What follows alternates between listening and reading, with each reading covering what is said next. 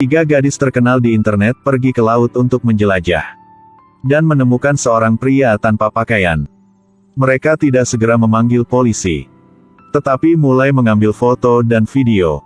Apa kabar? Pemenang tidak mendapatkan apapun. Setelah menyelamatkan pria itu, mereka memposting proses pembuatan film secara online. Pria tampan dan berperilaku aneh ini. Setelah video dirilis, menarik perhatian jutaan netizen. Dan bahkan menjadi pencarian panas.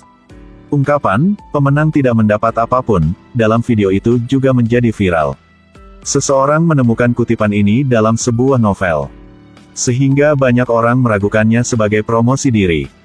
Namun setelah dokter memeriksa, pria itu, kecuali tato sayap di kakinya, tidak memiliki apapun di tubuhnya.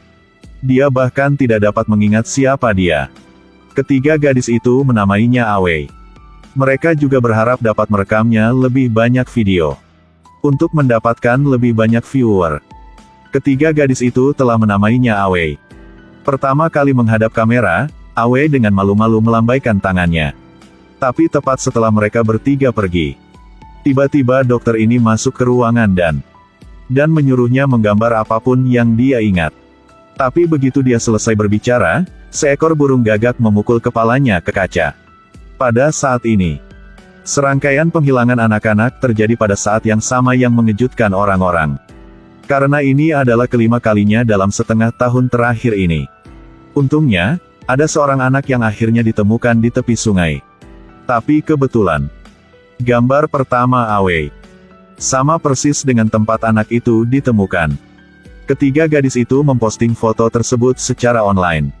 Dan langsung mendapat diskusi yang antusias dari para netizen. Ada orang yang mengatakan bahwa dia memiliki kekuatan super.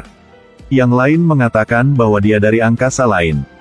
Polisi tidak percaya hal ini. Mereka langsung datang untuk menangkapnya.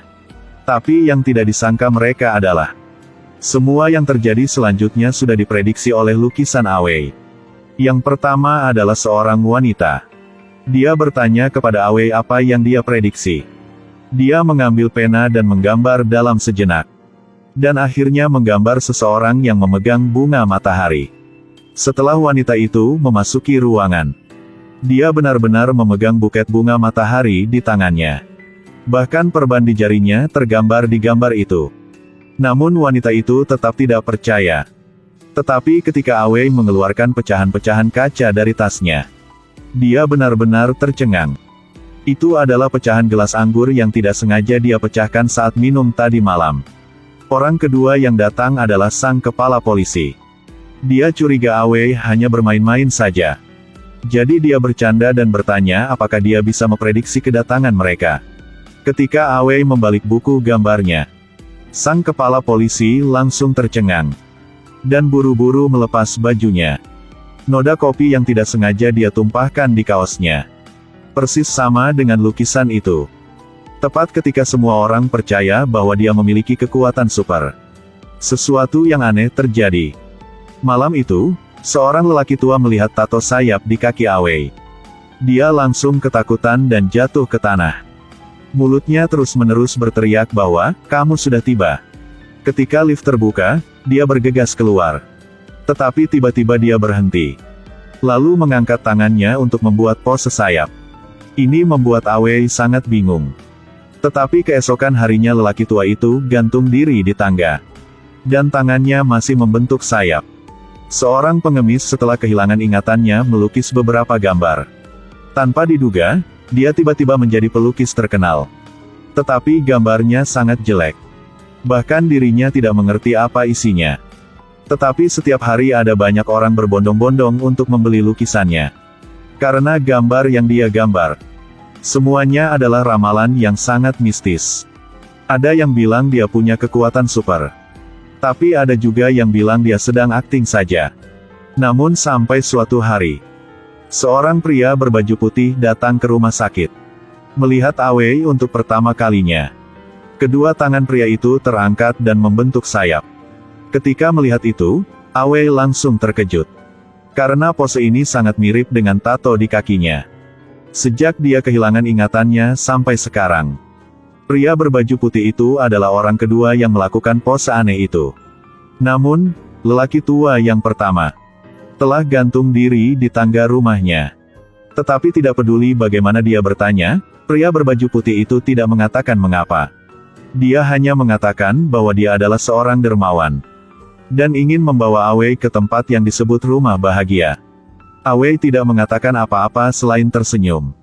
Lalu dia langsung bersandar di pagar dan jatuh ke tanah.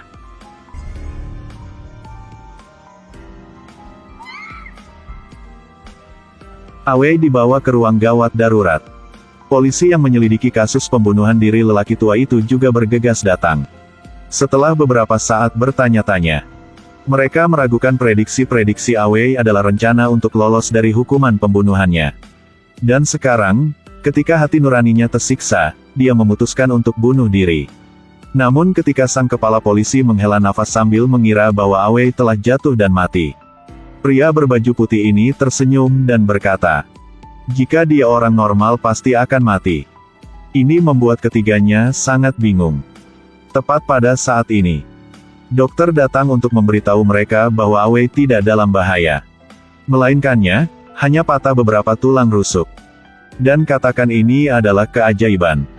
Setelah mendengarkannya, sang kepala polisi meraih pria berbaju putih dan dengan sungguh-sungguh menanyainya siapa sebenarnya Awei. Tapi dia tidak tahu bahwa momen di mana Awei melompat dari lantai telah diposting online oleh 3 siswi itu. Dan dalam sekejap mata, dia menjadi buah bibir para netizen. Ada yang menduga bahwa dia hanya berpura-pura saja, mengatakan dia memiliki tubuh yang abadi.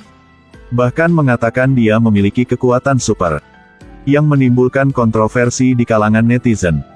Tepat setelah itu, Awei memutuskan untuk mengklarifikasi masalah ini. Dia masih sangat pemalu di depan kamera, mengatakan dia tidak abadi atau memiliki kekuatan super. Berkat bimbingan ketiga siswi ini, Awei perlahan mulai lebih aktif dari sebelumnya. Semuanya terlihat sangat harmonis. Tetapi pada saat ini, ada seorang wanita masuk. Dia adalah ibu dari gadis kecil yang hilang sebelumnya. Dan berkata putrinya ingin bertemu dengannya. Tapi begitu mereka bertemu, gadis kecil itu mengangkat tangannya lagi, yang membentuk pose sayap. Sang pengemis yang kehilangan ingatan ini tampaknya telah sadar kembali, dan segera menulis singkatan misterius. Sang dokter melihat sekeliling dengan bingung. Inilah urutan kode genetik manusia. Jadi dia buru-buru membawanya ke sebuah kamar. Ruangan itu adalah tempat tinggal seorang profesor genetika ketika dia masih hidup. Di dinding seputih salju tertulis semua rumus untuk menghitung gen. Namun, urutan kode yang ditulis Awei benar-benar cocok dengan penelitian profesor itu. Saat berbicara, Awei tiba-tiba mendapat firasat. Kakinya yang cacat tiba-tiba berdiri. Dia merangkak ke dinding, tangannya mulai menulis dengan liar. Sang dokter mencoba menenangkan Awei yang gemetaran. Kemudian dia melihat dinding formula dengan skeptis. Tetapi pada saat itu, ada suara gagak di luar jendela, yang membuat dokter mengerutkan kening. Sementara itu, sang kepala polisi sedang menyelidiki kasus profesor bunuh diri. Malam sebelum menemukan kematian sang profesor, dia telah bertemu dengan Awei di lift. Tiba-tiba takut seolah-olah dia melihat hantu. Mulutnya terus-menerus mengulangi suatu kalimat. Tapi mereka tidak bisa mengerti kalimat itu.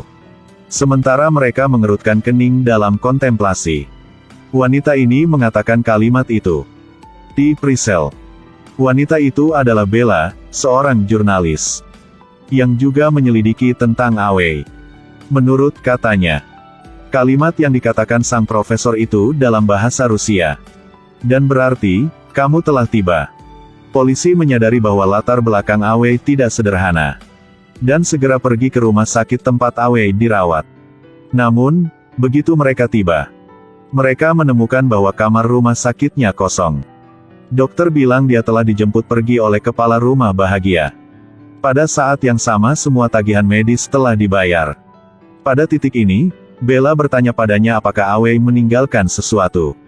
Sang dokter berpikir sebentar dan Kemudian menyembunyikan urutan kode yang ditulis Awei. Tapi malam itu, dokter telah mengambil foto semua kode genetik yang ditulis Awei. Dan kirim email ke orang misterius tertentu. Keesokan harinya, 3 siswi datang ke rumah bahagia untuk menemukan Awei. Mereka belum masuk, tetapi dengan bersemangat mengeluarkan ponsel untuk mengambil foto. Ketika masuk ke dalam, mereka melihat hal yang aneh. Orang-orang yang mereka temui di jalan.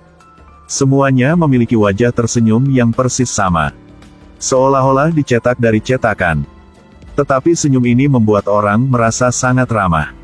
Namun jika perhatikan lebih dekat, akan menemukan bahwa mereka tidak hanya tersenyum sama, tetapi cara letakkan tangannya juga sama. Yaitu pose burung terbang. Ketika mereka bertemu Awei, mereka melakukan siaran langsung. Kali ini, Awei lebih natural di depan kamera. Namun, ketika ketiga siswi itu mengarahkan kamera ke orang berbaju putih, mereka berterima kasih padanya karena menerima Awei.